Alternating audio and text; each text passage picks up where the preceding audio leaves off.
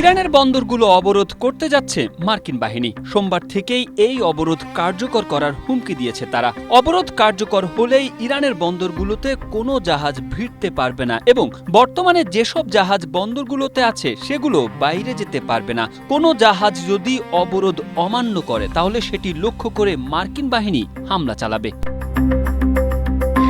মার্কিন প্রতিরক্ষা বাহিনীর কেন্দ্রীয় কমান্ড বা সেন্টকম বলেছে, সোমবার থেকে আরব সাগর এবং ওমান উপসাগরে অবস্থিত ইরানি বন্দরগুলো সহ দেশটির সব বন্দরে অবরোধ জারি করা হবে।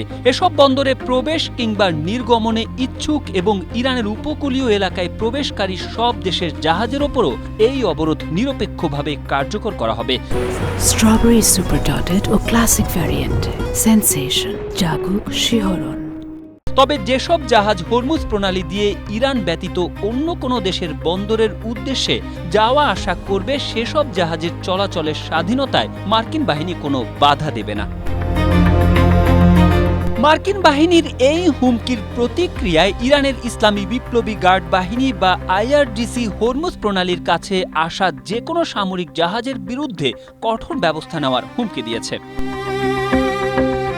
আইআরজিসি বলেছে, যে কোনো অজুহাতে বা কারণ দেখিয়ে হরমুজ প্রণালীর দিকে এগিয়ে আসা সামরিক জাহাজকে যুদ্ধবিরতির লঙ্ঘন হিসেবে বিবেচনা করা হবে এবং তাদের বিরুদ্ধে কঠোর ব্যবস্থা নেওয়া হবে।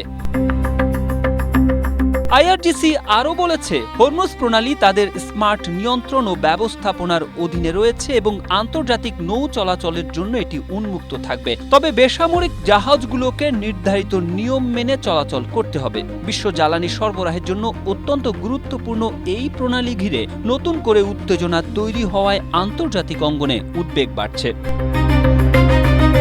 Tarique Ahmed, Asia post.